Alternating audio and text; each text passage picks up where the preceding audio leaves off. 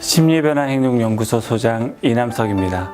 오늘은 수줍음을 어떻게 이길 수 있을까에 대해서 살펴보도록 하겠습니다. 사람들은 자신이 원래 수줍은 성격이어서 사회생활을 하는데 손해를 보는 때가 있다고 하는 경우가 많습니다. 요즘 사회가 자기 홍보를 잘해야 인정받는 경향이 강해져서 더 그런 것 같습니다. 수줍음은 성격을 표현하는 말이기 이전에 적극적이지 못한 반응을 뜻하는 말입니다. 뭔가 불안해하면서 마음대로 남 앞에서 하지 못하는 현상이지요. 본심으로는 하고 싶은 것이 많아도 수줍음 때문에 그래서 결국 표현을 하지 못하면 병이 생길 수도 있습니다. 수줍은 사람들을 보면 세세한 것까지 다 걱정하느라 쉽게 표현하지 못하는 경우가 많습니다. 이렇게 말하면 상대방이 오해하지 않을까? 저렇게 행동하면 싫어하지 않을까 하며 머릿속에서 여러 상황을 상상하느라 막상은 실천은 하지 못하는 것이죠. 특히 수줍은 성향이 강한 분들은 주변 환경에서 위협적인 단서를 잘 찾습니다. 다른 사람이 보기에는 별것 아니게 넘길 수 있는 것인데도 아주 예민하게 반응하시지요. 그래서 때로는 상황을 왜곡해서 받아들여 혼자만 안달복달하는 경우가 많습니다. 상대방은 별 생각 없이 한 말에 혼자 상처받고 반대로 항변하지 못해서 끙끙대지요.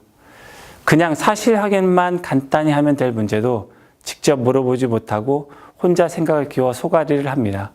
혼자 생각을 하다 보면 평소에는 생각나지 않았던 안 좋았던 일까지 더 잘 기억납니다. 잘 지내던 친구도 그런 친구 사이에서도 예전에 서운했던 사건이 떠올라 더 감정적으로 반응하게 됩니다. 그래서 수줍음은 현명하게 일상생활을 보내서 행복을 얻기 위해 꼭 고쳐야 하는 성격이기도 합니다.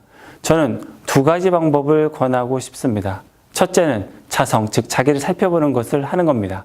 자신이 안달복달하는 것의 실체가 무엇인지 곰곰이 생각해 보는 것입니다. 예를 들어 아이들과 있다가 너 지금 뭐하니? 라고 물어봤다면 그런데 아이가 시큰둥한 반응을 보였다고 합시다. 이 경우 수줍은 사람은 왜 그런 반응을 보이냐고 아이에게 묻지 못합니다. 그냥 혼자 애들까지 나를 무시하다니 나는 남들에게 존중받을 가치가 없나 봐 하면서 쉽게 상처받습니다. 이런 경우 그냥 감정적으로 반응하기보다는 객관적으로 관찰한 사실을 잘 떠올려 보세요. 아이가 본인의 말을 잘 못 들어서 그런 것일 수도 있습니다. 아니면 그때 마침 바빠서 그런 반응을 보인 것일 수도 있고요. 혼자 무슨 생각에 빠져서 그런 것일 수도 있습니다.